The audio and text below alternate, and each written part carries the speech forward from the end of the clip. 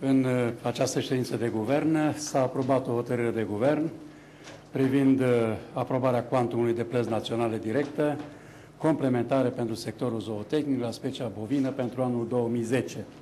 Este vorba de o sumă de 569 de milioane 14.000 de lei, care se duc spre aproape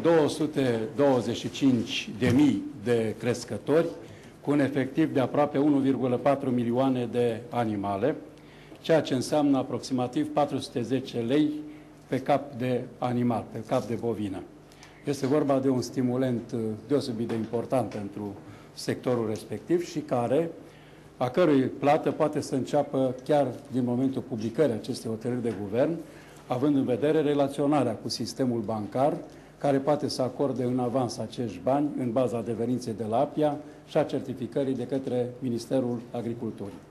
Aș vrea să spun că această hotărâre de guvern se adaugă cele pe care în urmă cu 3 săptămâni a aprobat-o Guvernul României pentru specia ovină, unde s-au acordat o sumă de circa 610 milioane de lei, revenind aproximativ un echivalent de 10 euro pe cap de oaie, pentru un efectiv de 6,78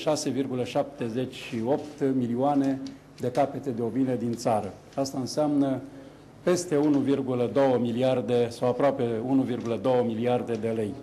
Acești bani se adaugă la ceea ce s-a cheltuit în semestrul 2 ca sprijin pentru producătorii agricoli, circa 1,811 miliarde de lei, cu o repartiție pe care dumneavoastră o cunoașteți, dar aș vrea să vă spun că până la sfârșitul anului, prin alte 2 hotărâri de guvern cu care să venim în săptămâna viitoare și cu tot ceea ce s-a achitat în anul 2010, agricultorii din România au beneficiat sau beneficiază de circa 2 miliarde de euro sau aproape de 2 miliarde de euro este alocația pentru agricultori.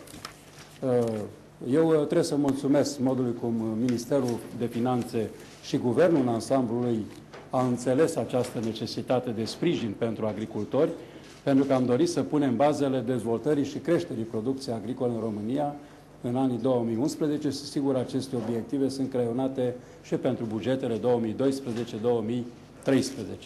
Tot ceea ce am spus aici sunt bani care vin din bugetul național și ei se adaugă sigur la sprijinul care vine din fonduri europene. În ședința de guvern de astăzi s-a pus problema poziției României față de politica agricolă comună. A spus luni că veți aduce în discuție în ședința de guvern. Da, eu cer un mandat pentru ceea ce înseamnă prezența mea la Consiliul de Miniștri din data de 13 decembrie. Probabil că nu se va aproba în totalitate în această ședință de guvern politica agricolă comună, adică schema pe care v-am prezentat-o și ieri, ci probabil în etapa imediat următoare. Dar nu sunt niciun fel de probleme legate de ceea ce dumneavoastră cunoașteți și avem afișat pe site-ul Ministerului. Cătălina Bunăbel, Realitatea TV. Se apropie sărbătorile, domnule ministru, să ne așteptăm la scumpirile alimentelor? Vreau să vă spun că până la sărbători vrem să plătim agricultorilor din aceste sume pe care le avem la dispoziție. Restul întrebați pe ceilalți care vând. Dar asta ce știți din piață? Eu abia aștept și eu să ajung la Timișoara să cumpăr pentru Crăciun ceea ce trebuie și pentru nepoți darurile de Moș Crăciun și de Anul Nou. Deci nu cresc prețurile, ziceți? Nu, să văd când mă duc în piață.